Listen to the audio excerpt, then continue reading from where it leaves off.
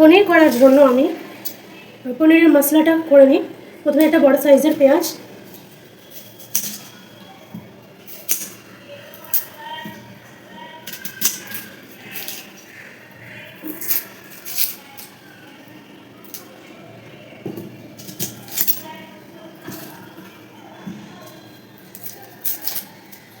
যেহেতু পেঁয়াজগুলো বড় বড় তাই আমি একটা পরিমাণে একটা দিচ্ছি।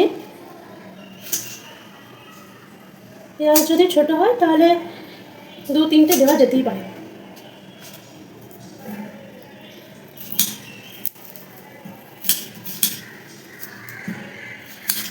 যদি এরকম সাইজের পেঁয়াজগুলো হয় তাহলে 2-3টে দেওয়া যেতেই পারে।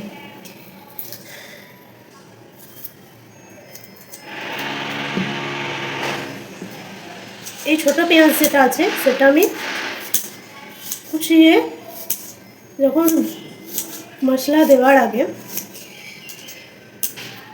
এটা ভেজে নেব, সেই জন্য এই পেঁয়াজটা কুচিয়ে রাখা। কুচোনোর জন্য একটা পেঁয়াজ, ভাজার জন্য একটা কুচোনো পেঁয়াজ ছোটো, আর গ্রাইন্ড করার জন্য এই একটা বড় পেঁয়াজ, ব্যাস আর কিছু লাগবে না। পনিরের জন্য এটুকুই যথেষ্ট।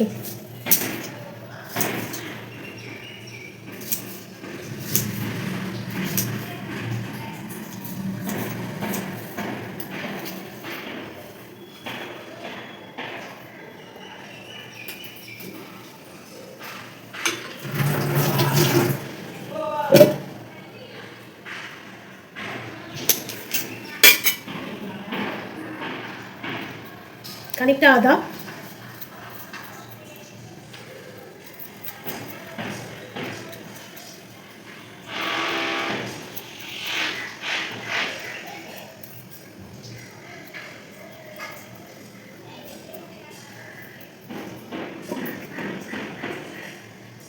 চার পাঁচ কুচি রসুন,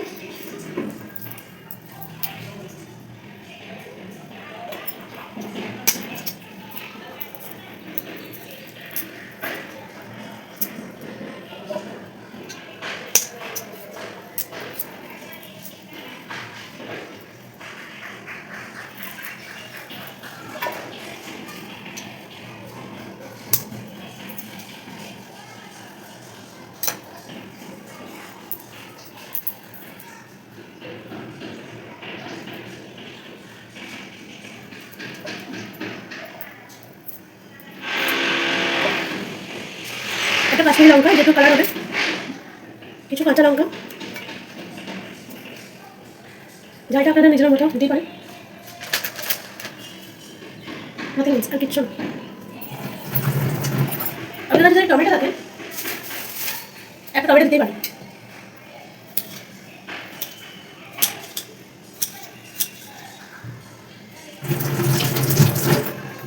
পেস্ট করবো।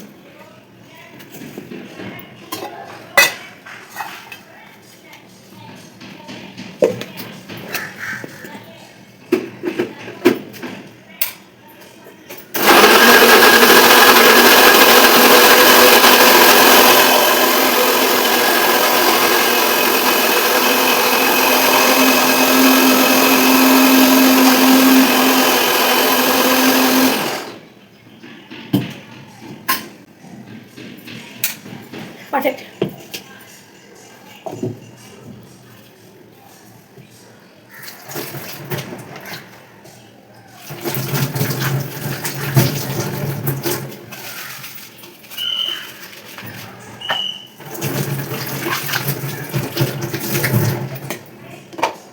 বাটাবাটি শেষ, এবার কাটাকাটি করা। পানিরটা আর আলুটা আমি কাটবো।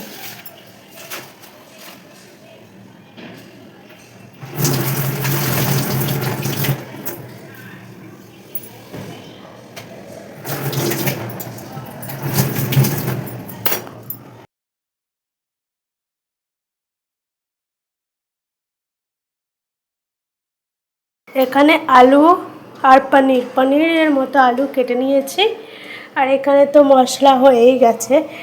এবার আমি এগুলো পনিরটা ভাজবো। প্রথমে আমি সাদা তেল কড়াইয়ে গরম করে নিয়েছি, এবার আমি পনিরটা আস্তে আস্তে ভেজে নেব। পনিরটা ভাজা হচ্ছে, পনিরটা ভাজা হলে আমি পনিরের আলুটা ভেজে নেব। আমি জানি না লোকে কীভাবে বেশি তেলে রান্না করে, আমার তো হাত তেল করে ঘুরে গেল হাতটা। আমার এখানে পনিরটা ভাজা হয়ে গেছে, এবার আমি এটা নামিয়ে দেবো। এটা কিছু জলের মধ্যে ডুবিয়ে রাখবো এবং যে জলটাতে নুন দেওয়া আছে ওই তেলেই আমি আলুটা কিছুটা ভেজে নেব। আলুটা খানিকটা ভাজা হলে আমি আলুটা তুলে নেব।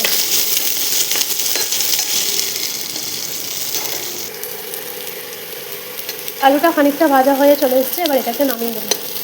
কিছুটা প্রথমে আমি তেল গরম করে নিয়েছি পনিরের জন্য, এরপর আমি পেঁয়াজ দেবো ভাজার জন্য।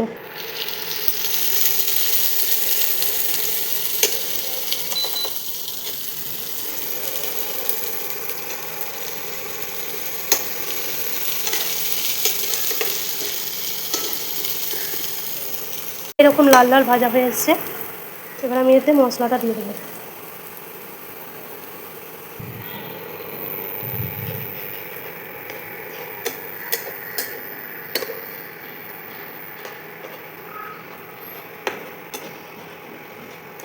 মশলাটা একটু কষতে থাকবো।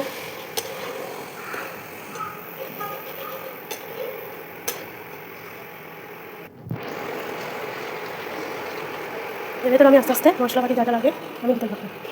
নুন,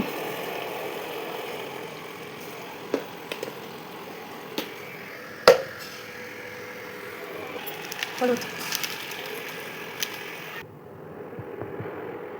ধনে গুঁড়ো,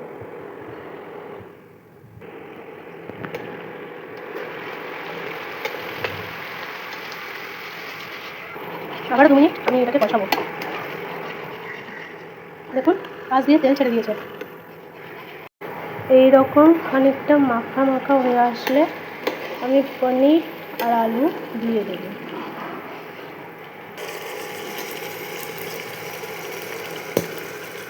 ভেজে রাখা আলু, পনির আর আলু আমি দিয়ে দিয়েছি। এবার এটা খানিকক্ষণ হতে থাকুক। দেখুন আমার এটা ফুটতে শুরু করেছে, এই গ্রেভিটা ধরে এসেছে, মাখা মাখাও এসছে। এবার আমি এটাকে বন্ধ করে দেবো।